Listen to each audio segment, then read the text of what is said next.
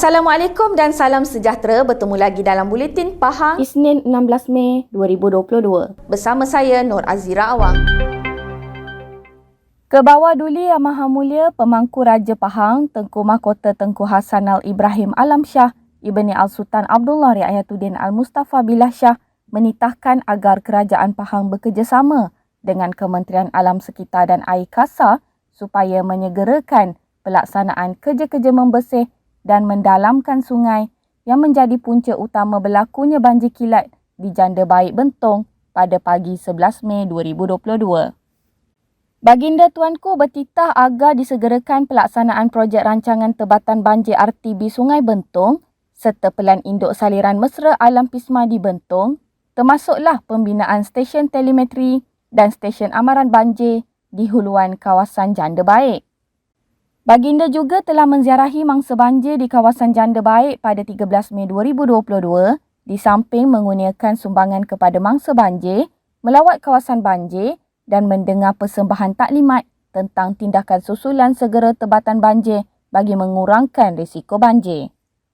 Baginda Tuanku juga mengambil maklum bahawa hujan lebat luar biasa pada 11 Mei 2022 dengan kelebatan 87.5 mm selama 3 jam bermula pada jam 4 pagi di Bentong Pahang telah mengakibatkan banjir kilat di beberapa kawasan seperti di Kampung Janda Baik, Kampung Sumsum, Kampung Ceringin, Kampung Cemperoh dan Kampung Lampin.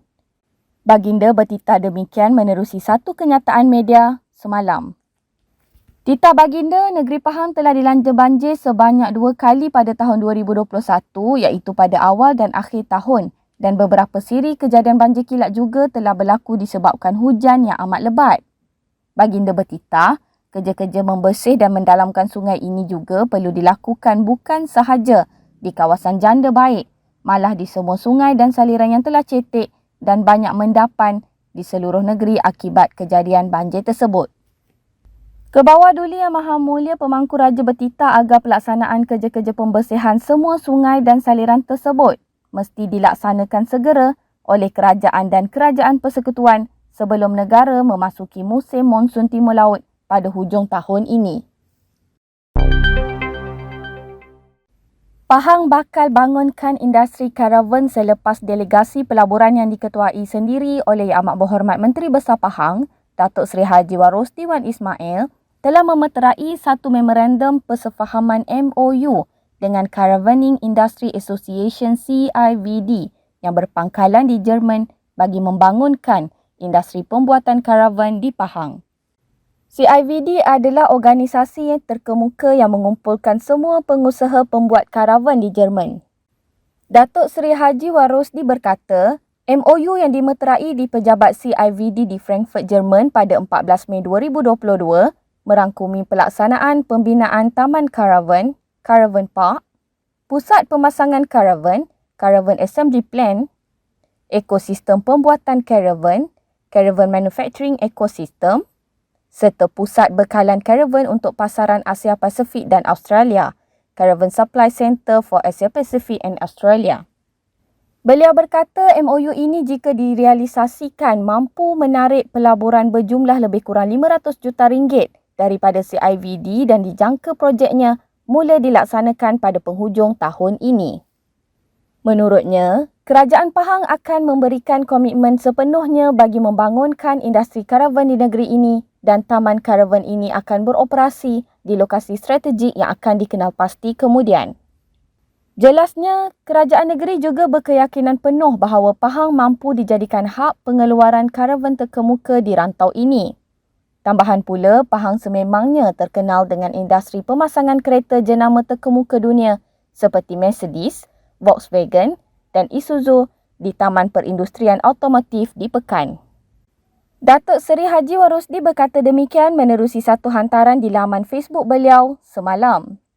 Jelasnya, kerjasama strategi ini turut mendapat sokongan dan penglibatan daripada pihak East Coast Economic Region, ECER. Menurut beliau, MOU ini merupakan titik penting bagi Pahang dan Jerman untuk memperkukuh kerjasama ekonomi, khususnya membangunkan industri karavan yang berdaya saing di rantau ini sekaligus mewujudkan peluang pekerjaan yang menarik dan kompetitif untuk warga tempatan. Beliau berharap agar MOU ini dapat direalisasikan bukan sahaja mampu membangunkan industri baru di Pahang tetapi juga menyumbang kepada hasrat kerajaan untuk meningkatkan pelaburan asing ke negeri ini sekaligus memastikan sasaran pelaburan berjumlah 18 bilion ringgit di Pahang pada tahun ini mampu dicapai.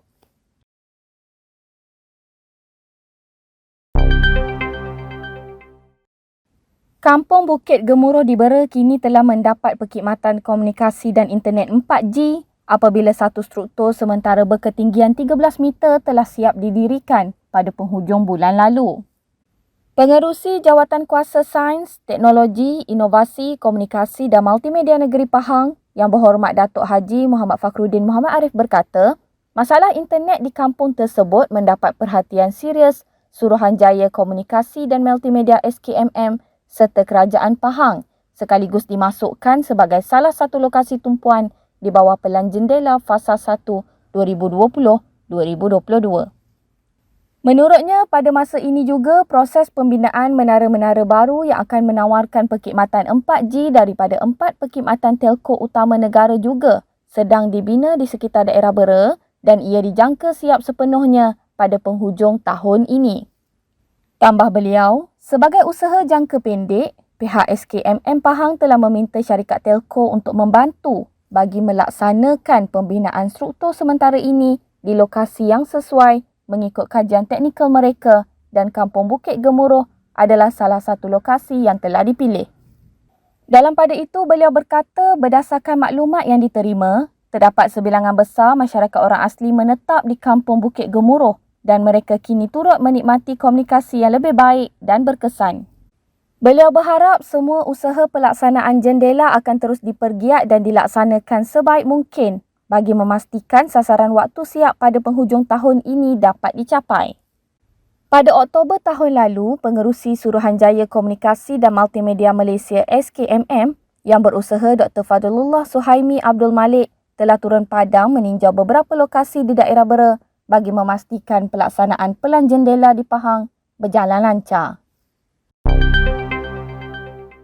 Seramai 100 penerima terdiri daripada golongan kurang berkemampuan seperti ibu tunggal, anak yatim dan orang kurang upaya OKU menerima bantuan daripada Pertubuhan Amal Tiara Kasih Patik bagi kawasan Dewan Negeri Padang Tengku. Ahli Dewan Negeri Padang Tengku Yang Berhormat Datuk Mustafa Haji Long berkata, bantuan tersebut diberikan kepada penerima terpilih yang benar-benar layak menerima bantuan tersebut terutama ketika umat Islam masih meraihkan perayaan Aidilfitri ketika ini. Yang Berhormat Datuk Mustafa menyatakan terima kasih kepada Pertubuhan Amal Tiara Kasih Patik, pimpinan Yang Mulia Tengku Zaza Fakia Faranas Tengku Datuk Ismail kerana memilih kawasan Dewan Negeri Padang Tengku sebagai destinasi bagi program bantuan Kasih Patik. Beliau berkata demikian dalam satu hantaran di laman Facebook miliknya baru-baru ini. Majlis penyampaian telah berlangsung di Pusat Khidmat Ahli Dewan Negeri Padang Tengku di Lipis dan telah disampaikan oleh Yang Mulia Tengku Abdullah Tengku Abdul Rahman. Turut hadir ialah Ketua Kampung Relong, Tuan Haji Ishak Muhammad.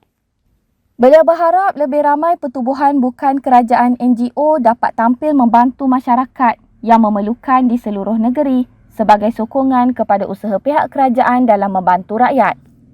Yang Berhormat Datuk Mustafa turut menyatakan penghargaan kepada pasukan wanita UMNO kawasan Dewan Negeri Padang Tengku yang diselaras oleh Puan Hajah Jamilah Zakaria yang berusaha memastikan program tersebut dapat dilaksanakan dengan baik.